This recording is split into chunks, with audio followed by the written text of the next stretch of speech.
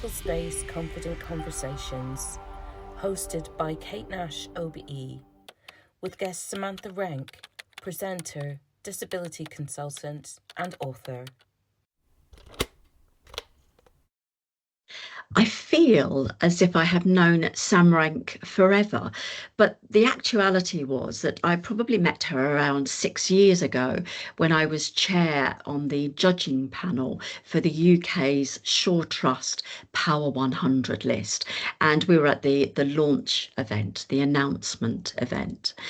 And I watched Sam in the corner of the room, and she was surrounded by some incredible individuals, and she was captivating in that she was speaking unflinchingly about the challenges that we face as we navigate sometimes an inhospitable world. But she was very practical. She was talking about some of the things that she does and encourages others to do about navigating challenge. And as I say, I was transfixed. I was captivated.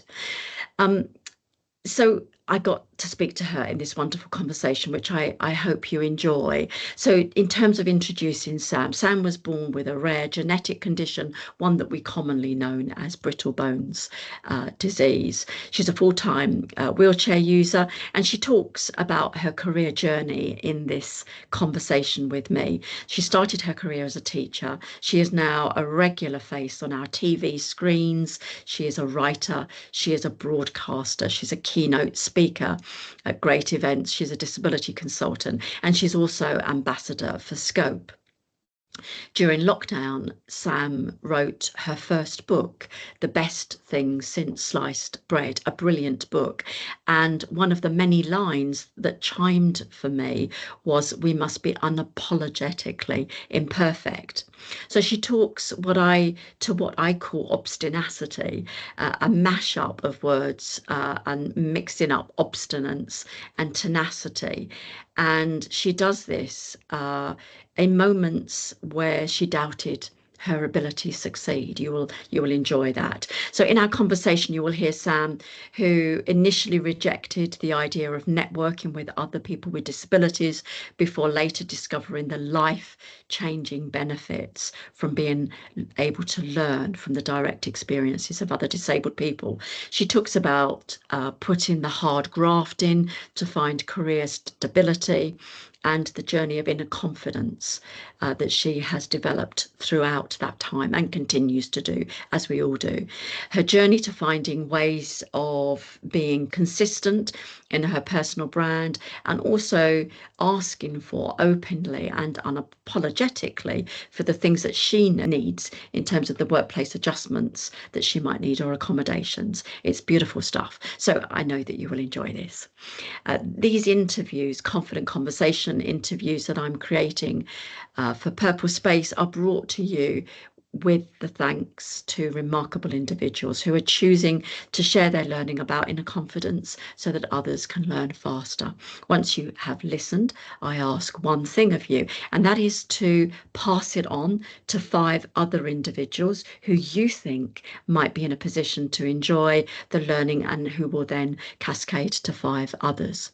We're on a mission at PurpleSpace to cascade a universal definition of inner confidence, which is a strong expectation of a positive outcome, and to share the practical things that we can do to create and navigate our working worlds while managing disability and all the things that comes with that. So enjoy this film.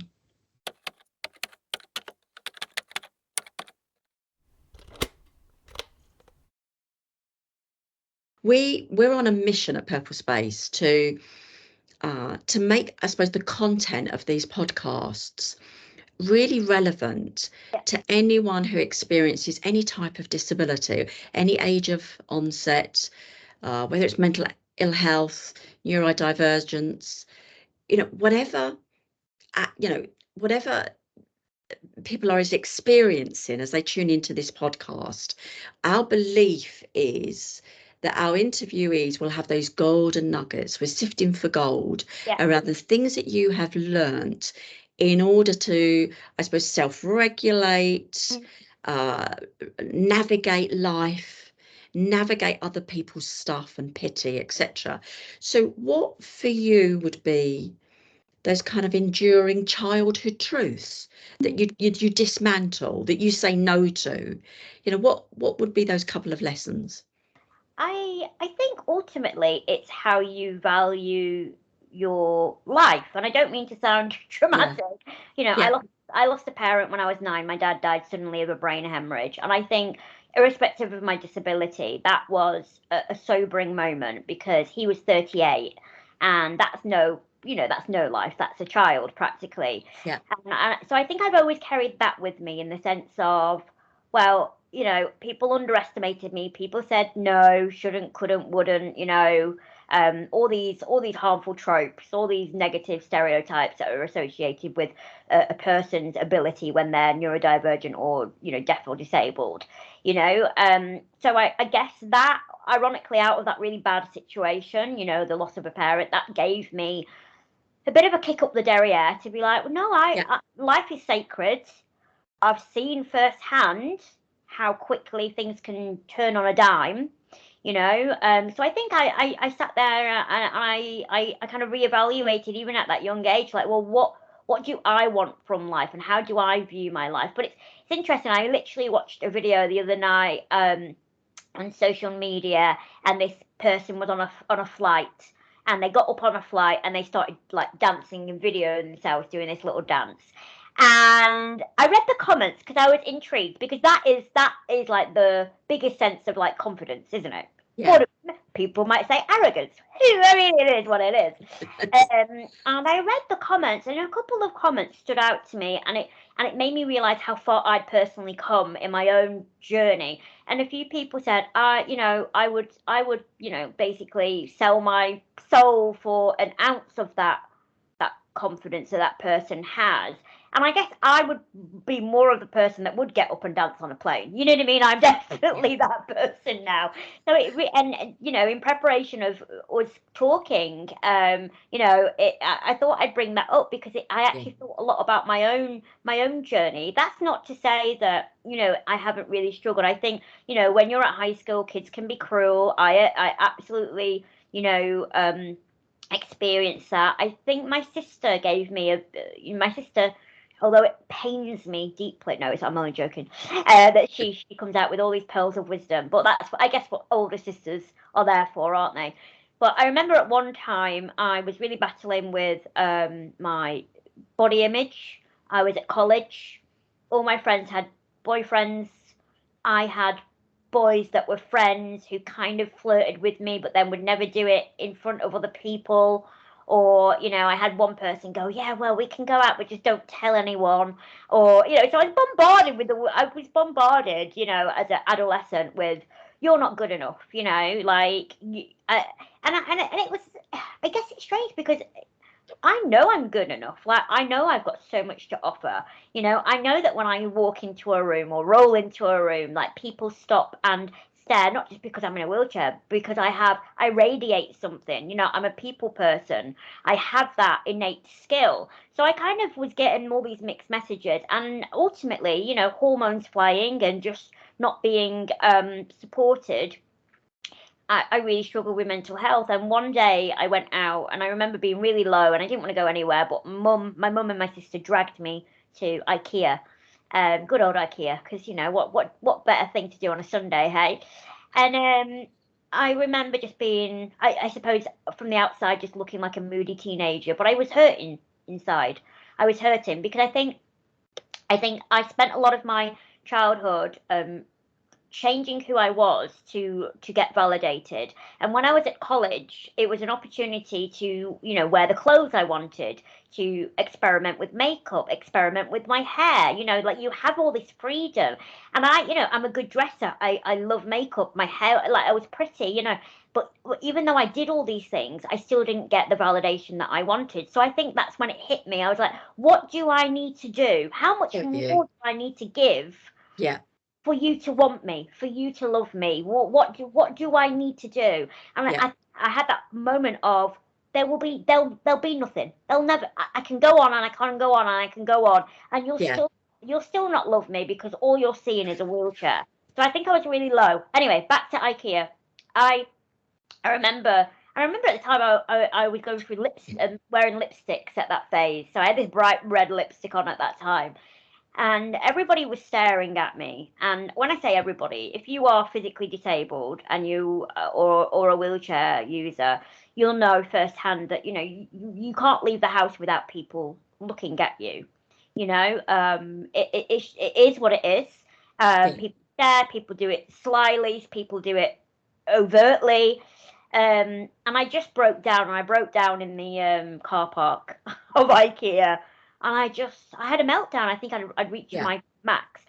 And my sister knelt down to me, and my sister was very much a sporty, I mean, beautiful, beautiful, very athletic young woman. But she was, polar opposite to me in the sense of I was a bit of a fashionista, and she was, like trackies and, like hanging out with all the boys kind of thing, bit of a tomboy. And she knelt down to me. She went, "Have you ever wondered that, people are staring at you because they like your lipstick or the fact that your outfit is immaculately put together? Have you ever thought about that?" And I hadn't. In all honesty, all Wow. I, all That I, is so powerful, Sam. yeah, I'm just pausing. yeah, How clever, astute of your sister. Mm. yeah. So how did you react? I mean, I think at the time I didn't because it's my older annoying sister giving me a nice piece of advice that actually makes sense. So I think I didn't really take it on board to begin with because I was like deaf to anything my sister says.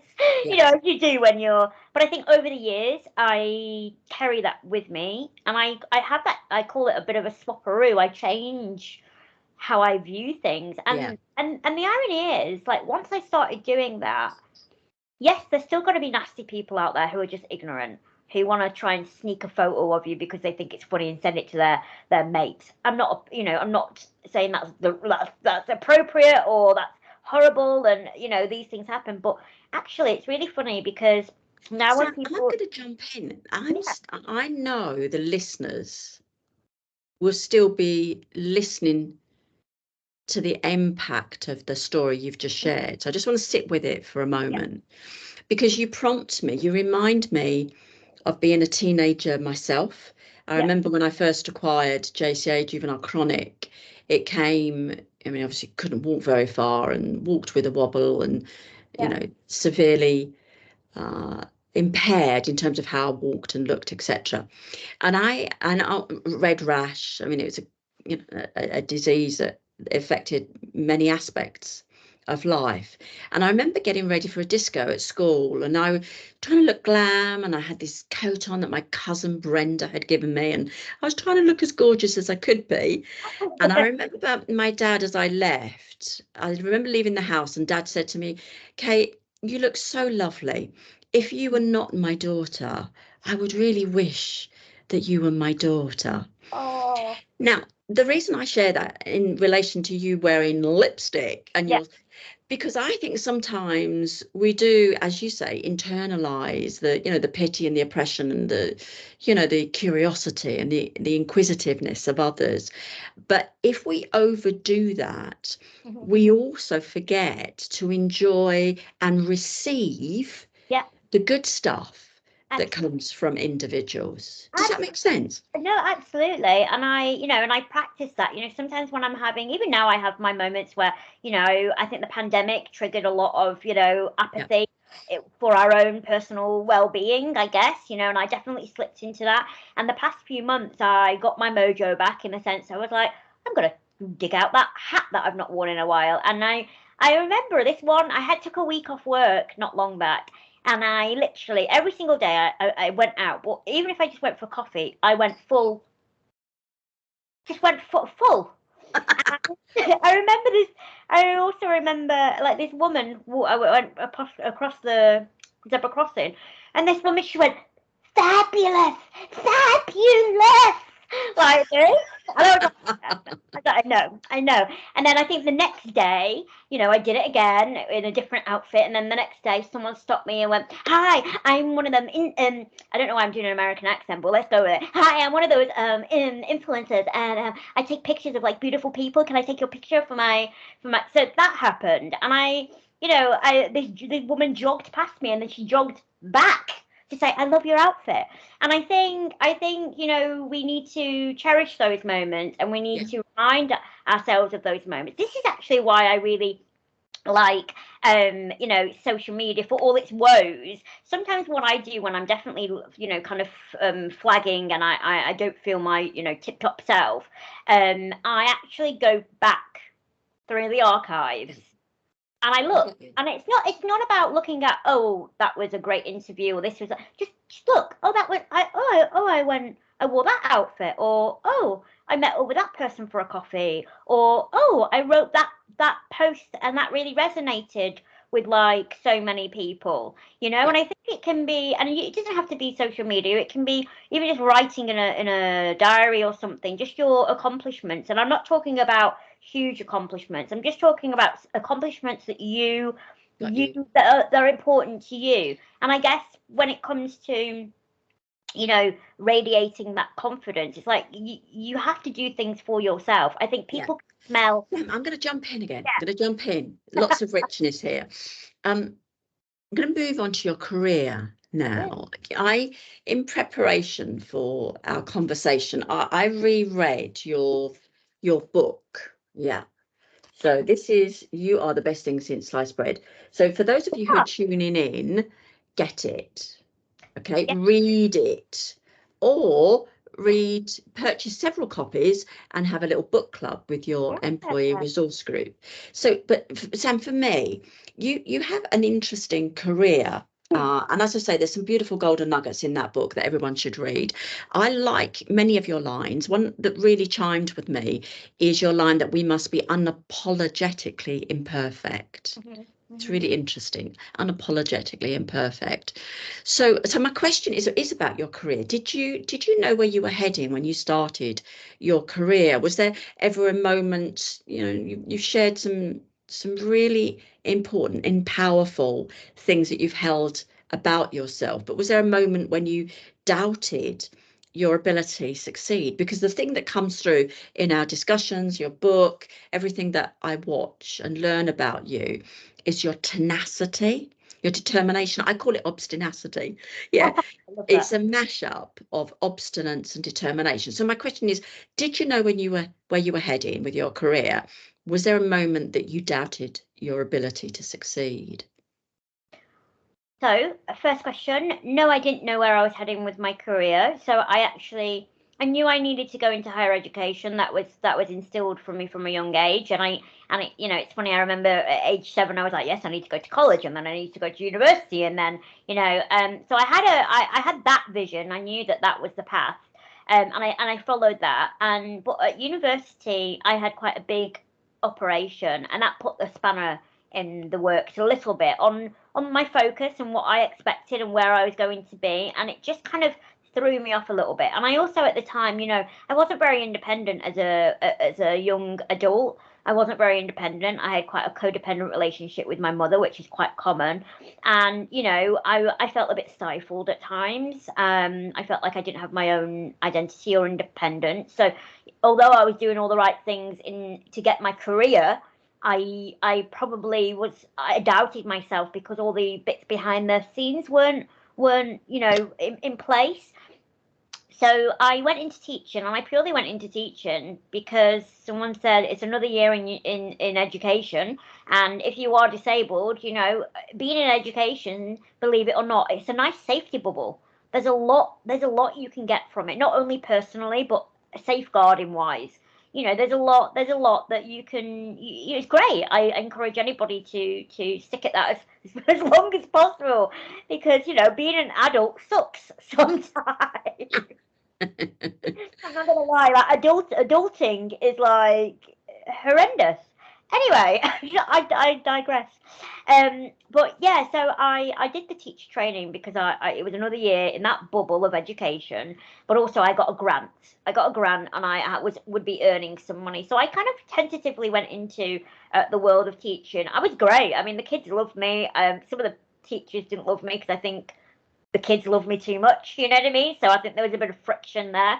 But I love the positive impact that I had on that space, not only for the children, but also for the other kids in the class that were disabled themselves or neurodivergent. I think having a strong role model as like a disabled teacher was wonderful, but it wasn't where I wanted to be. And when I quit that job and I moved to London, I was actually volunteering as a trustee, and that's where I found my, yes, this is good.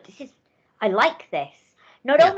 Not only had I connected with other disabled people, because to be quite honest, most of my childhood and teenage years and young adulthood was spent rejecting any other disabled person. Because even though I'd found my inner confidence, I was like, I'm pretty cool. I quite like me most of the time, but other disabled people, because I'd internalized Yeah. everything I'd kind of grown up with. Yeah.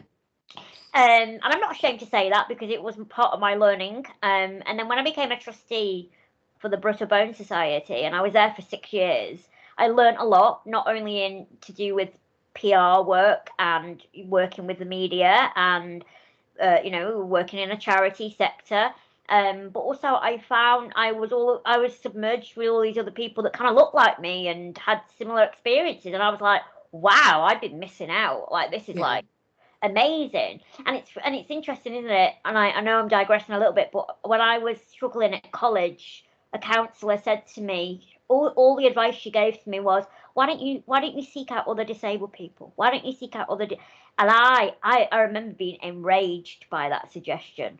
I was like, how dare you? I don't want to be associated with them, and it hindsight's a funny one, because actually what she was saying, even though at the time I was incredibly defensive and I let my ego get in the way, what she was saying was right.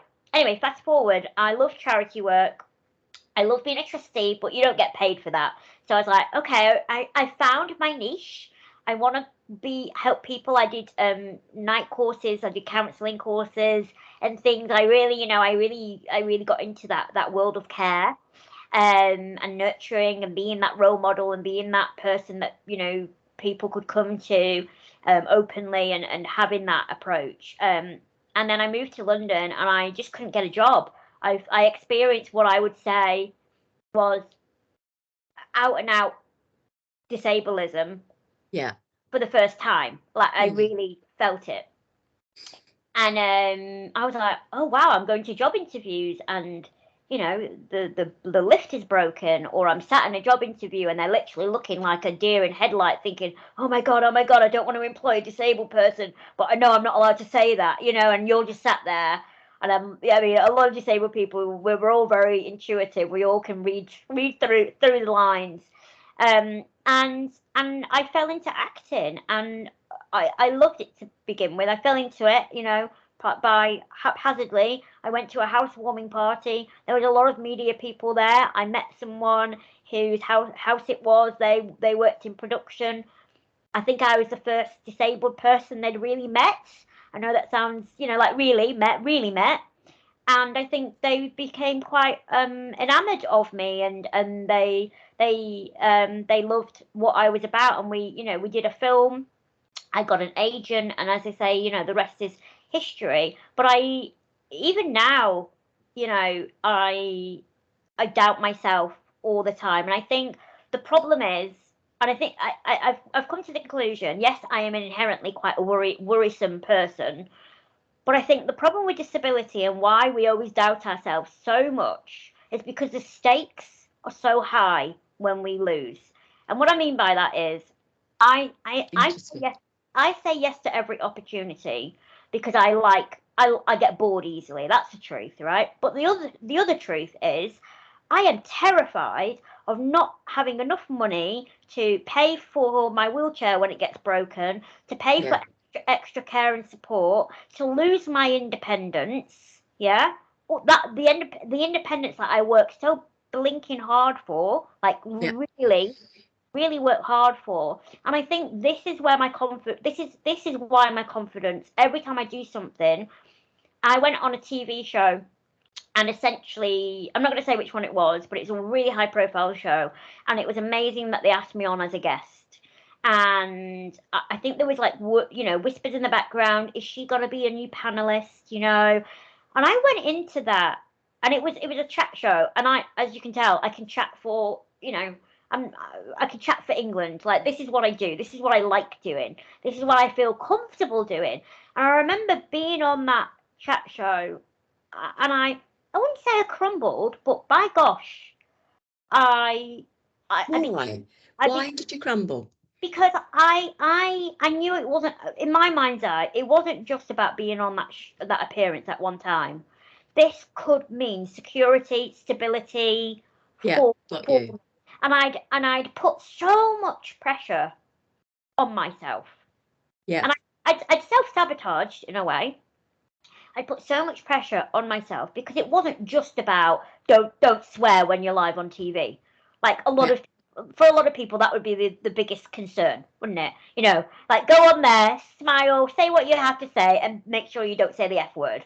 You know what I mean? Like, for most people that would be the biggest yeah, thing. For me, in the back of my head, I was like, this could mean more support time. This could mean blah blah yeah. blah. This could mean, and that's sad, and I'm working on that even now, because I'm trying to be a bit more zen about things. I'm trying to be a bit more, be in the moment, don't think too much in the future. But it's difficult when you have a disability, because we have to think about the future, you know I really get that. That will have a lot of resonance with listeners. Sam, our community, it comprised, we reach 1.5 million employees uh, with disability within the business community, public sector, NGO sector, those that are in work. And what you've described, even though their experiences of disability may be altogether different, there is a real thread that runs through our lives, and that is the necessity to feel safe and secure in our financial freedom yeah, and our ability to have economic independence. yeah, There's wonderful statistics from Scope about the extra costs of yeah, disability, which are very, very real. So what you're sharing is you were really vested in securing that role, and therefore almost self-sabotaged, as you said, because it meant so much to you. yeah. And I think, going back to how maybe friends or family, not necessarily intentionally, but that internalized ableism. So, if you're not, I strove to be independent. That was my biggest goal. But it Yeah, was to be independent because I was sick of me being made to feel like a burden from others. Like, oh, yeah, who's going to look after Sam? And, oh, well, she can't do that on her own. And, oh, and I was like, well, sod it. I'm going to go, and I'm sick of that, because yeah, that's not fair. And I think, in more recent years, I say years, maybe only in the last 6 months, I've set boundaries more when people have made me feel that way. Like, I would never challenge someone if they made like a really ableist microaggression or said something. what do you I mean? even, Give us an example, Sam. Give us an example and what you would say differently now. I mean, so I had a conversation with my mum the other day. I've got two cats, and I alluded, like, I would love to have more animals. And she went, oh, she went, don't get another animal, because it's more work for other people, because obviously I do need some support. And I would normally go away and feel really, really upset. I would probably be really passive aggressive. I'd Yeah, probably not speak to her properly, or show, act quite childish about it, and internalize it, and get really mad, and feel rubbish. But I actually, stepped out, and then I went back and I said, actually, that comment really upset me. I said, I'm very capable of looking after, pets. Yes, but now and again I do need help. And I got a very sincere apology, and that was the first time that I probably would get that interaction. But I'd normally be too scared to yeah, confront that. And I think what I kind of tell people now, particularly when I'm doing training for non-disabled clients and partners, I say, stop putting this projecting this image that disabled people are the only people that need help or support. Ask yourself, when was the last time you went to your GP, your gynecologist? When was the last time you stopped a stranger in the street for directions? When was the last time you picked up the phone to your best friend, your sister, your brother, your mother, and had a yeah. rant and had a rave? So why We all is need it, help. yeah, why is it it's always us that are the drain, of emotional drain or physical drain? It's like, no, it's so I false, get and it. it's so damaging. Yeah. Sam, I'm going to jump in. It's all good stuff. So look, I want to sift for gold in what you shared. Sifting for gold. So as you know, we've launched a series of guides, Confident Conversations, and the purpose of the podcasts, we're going to be interviewing, like you, the most extraordinary individuals who have used their experiences to find ways of navigating life differently. Yeah, Yes.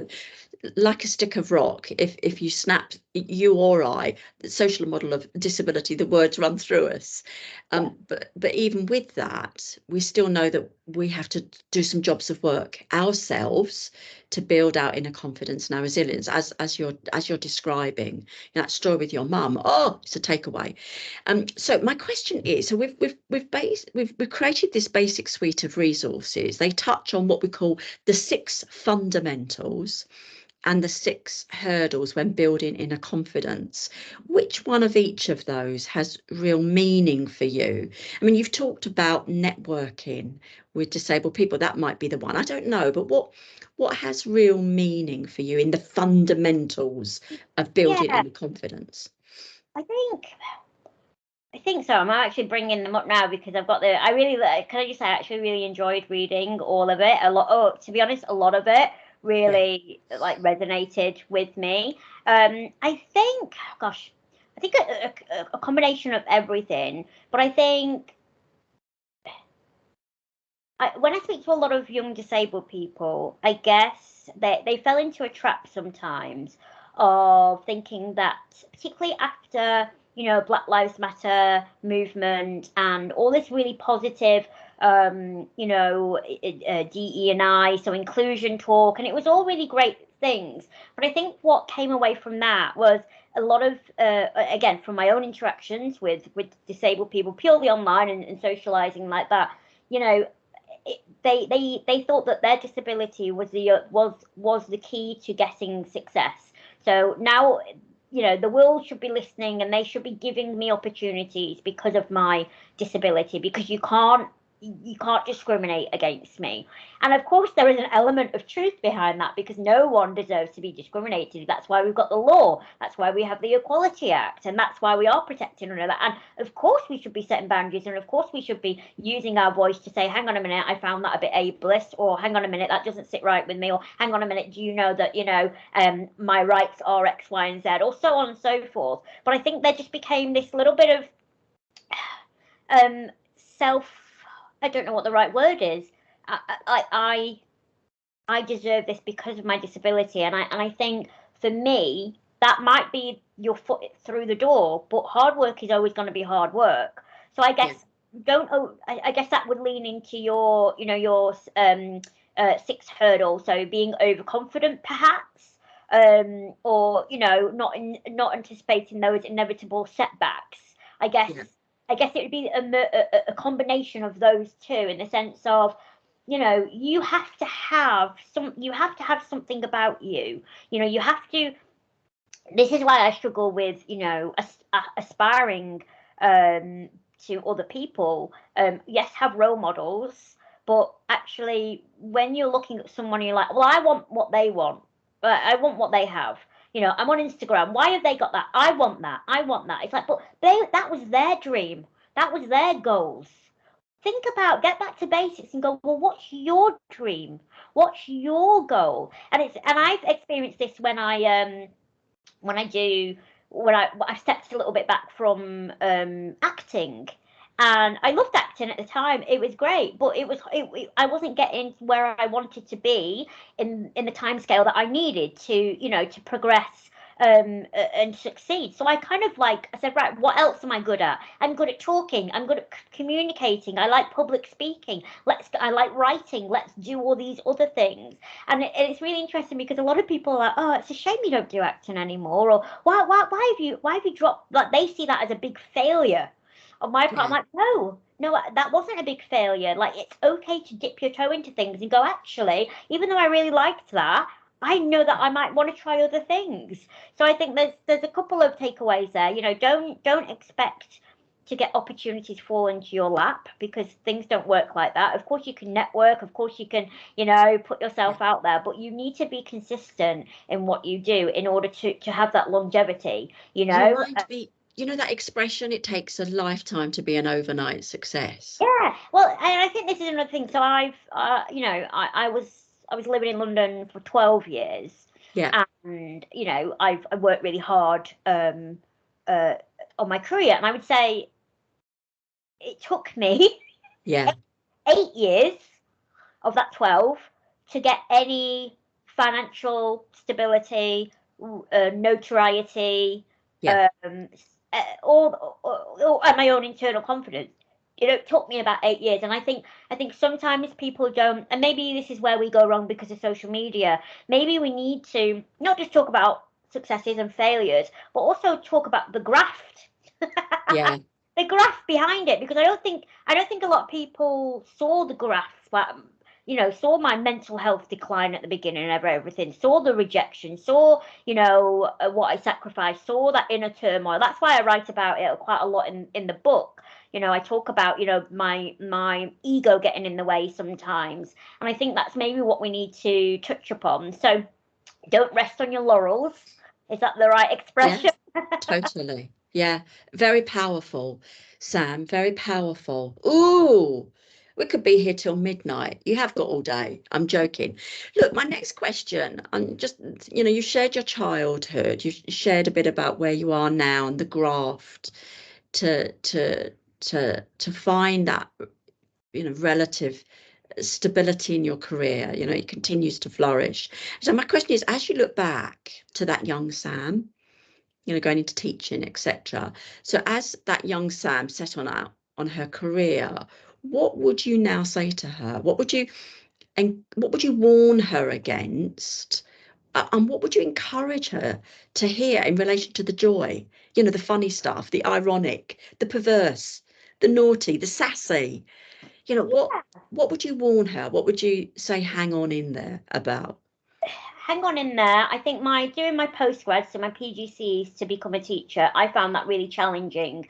And it was really interesting because I'd just done 4 years of a BA, and then, which is heavy going in itself. And then I went to do the postgrad, and I found it really, really hard. And I really gave myself a hard time. And I think one of the bit of advice is, stop being so harsh on yourself. Yeah. That's the big thing. But also, I think I had a really interesting experience when I applied to university. I did a language degree, and because I wasn't very independent, I kind of limited where I would choose to go to university. So what I did, I looked on the map and I went boom, boom, boom. There are the 4 closest options, right? Who do what I need to do. Yeah. And so I went for all my pre-interviews and all that, as you do. And I went to my local university and I said I wanted to do this course, and I had the grades and I, had the knowledge. And they said, well, because it's a language degree, you'll have to automatically do a year abroad. So it's called an Erasmus year. Okay. And I was aware of that, but you got to understand, at this time, I could barely make a cup of tea myself. Like that. That's where my life was in terms of independence. Or I was fine in the academic setting, but in everything else, I couldn't drive. I didn't go out on my own. I didn't make my own meals. I was heavily relying on external help, which is all fine. That's where I was. And I remember trying to explain to them that that's probably not going to be possible, because where are you going to find an accessible, in my mind, it's like, well, good luck finding an accessible apartment in the middle of, France or Germany. You know what I mean? Like, I knew that the UK was at that time, the UK was well ahead of, any other country. So in your mind, you think rationally. You think, like, I'm explaining my situation. It's up to you now to accommodate my needs. And essentially what they said was, well, no, then you can't do the course. And I was absolutely heartbroken.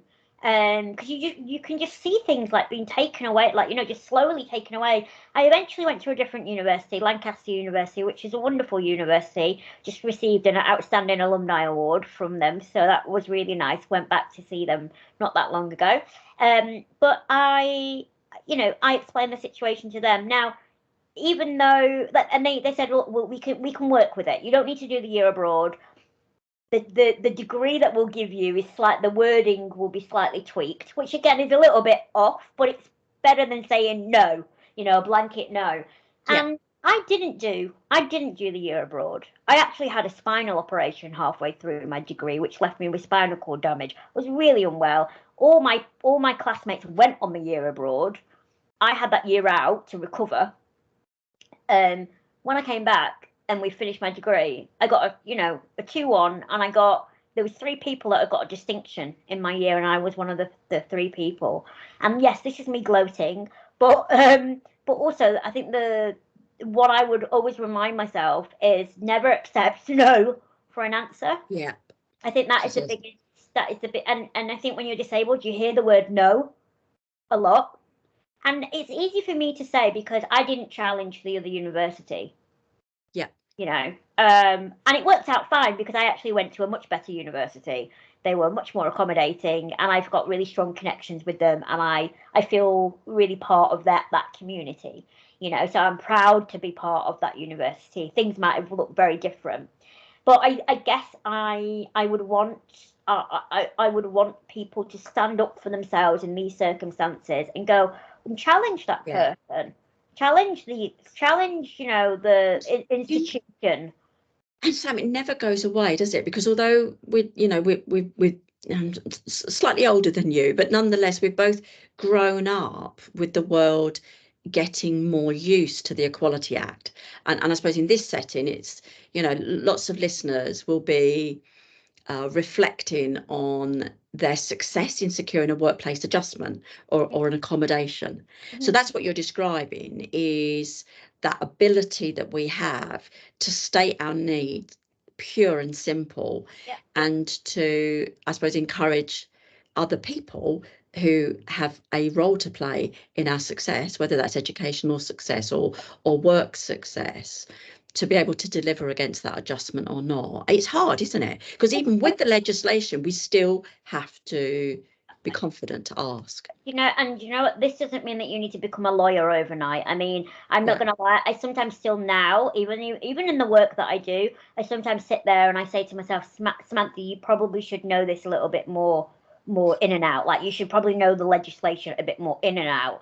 I think I've got a basic, good sound understanding, but sometimes I wish I'd armed myself with the skills to but I had a recent issue with a local authority, and I got a friend involved who they are a lawyer. They weren't representing me as a lawyer, but they definitely were there as a person to lean on.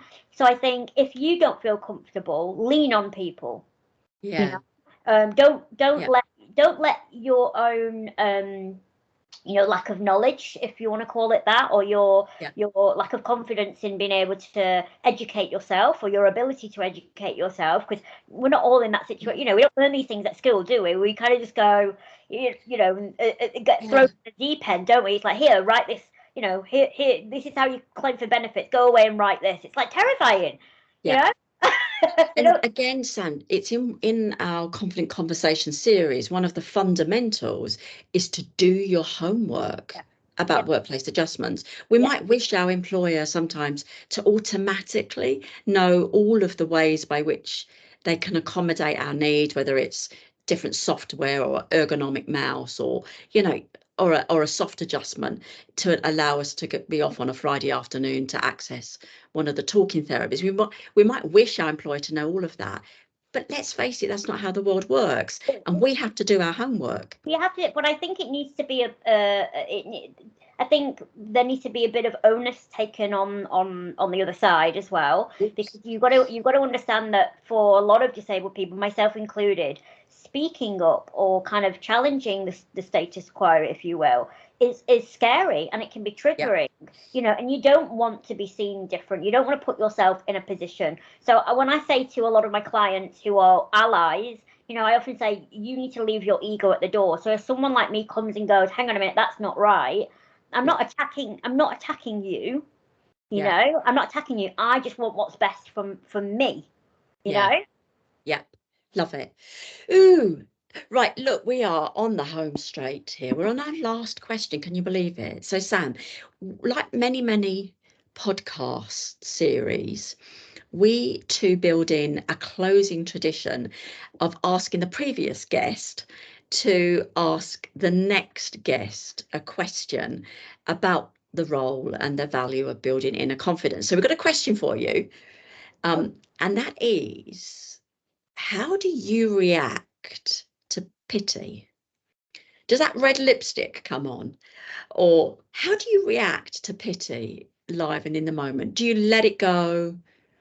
Do you ignore it? Do you work around it? Do you get the lipstick on? How do you do it?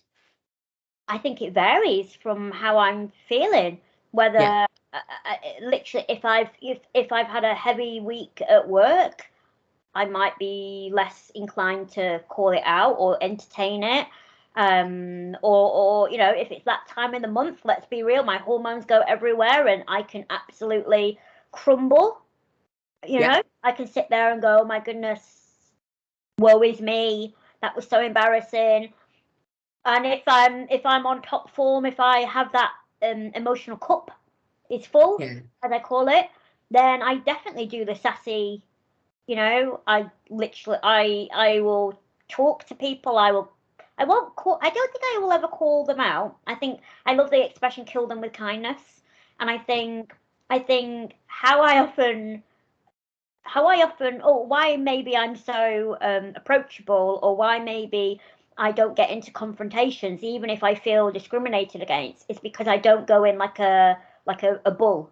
I go in with quite a level head. I go in with the kill them with kindness approach. I read a book years and years ago, How to Win Friends and Influence People by Dale Carnegie.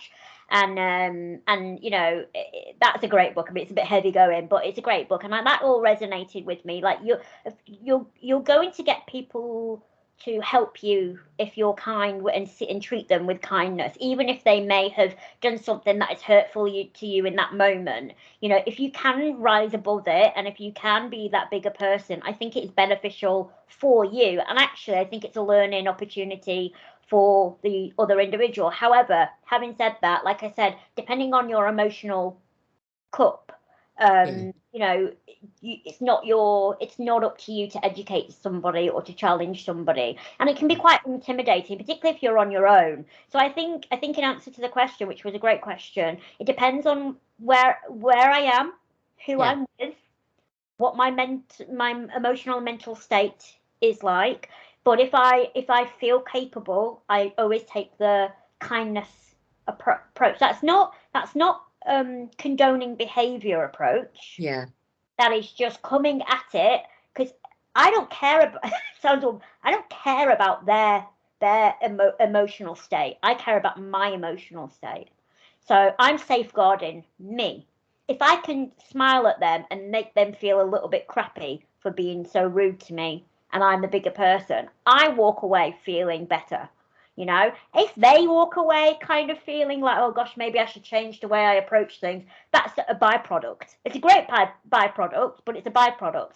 I am the person that I need to look after and safeguard ultimately, and that's how I approach every situation.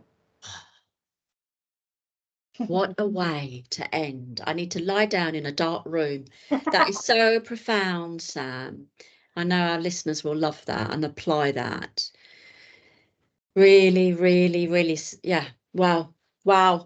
Sam, a joy. We do not spend enough time together, but look, I watch and just enjoy the waves that you make and the ways in which you are changing this world. Of course, as I say, we work primarily within the community of individuals who have paid employment and want to hang on to that and navigate the working world, but equally they bring their might and their muscle and their intellect and their influence to support change within the working world. And some of your tips and tricks and flicks and persona and is just beautiful. And I know all our listeners will learn from that. So thank you from the bottom of my heart for sharing your story so candidly, so unflinchingly, with humour. And looking good, kid. I love it. Yeah, well, looking good. I'm sat in a very cold, freezing room at the moment, so as long as I'm not chattering, and my nails are terrible, but you didn't see that. I need to get a manicure. We should definitely work together in the future because I love the ethos of all that you do, and I really, you inspire me yourself. So thank you. Back at you. So, Sam, as we close and we end this podcast, as we say, we pay it forward. If you could just jot down right now a couple of or one key question that you would like to ask the next interviewee. I want to be a complete youngster and write it on my phone, bring up my notes. Love it. I've got too many in my mind. PurpleSpace is on a mission to cascade a universal definition of inner confidence for employees with disabilities. Our organisation members can access a growing suite of learning tools in order to navigate our working worlds while managing disability, deafness, mental health and neurodivergence. Notice the fundamentals. Remember the hurdles. Take individual action. For more information, visit our website www.purplespace.org.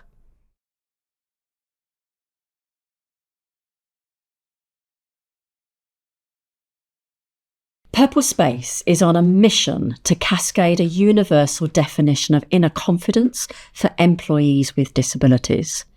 Our organisation members can access a growing suite of learning tools in order to navigate our working worlds while managing disability, deafness, mental health and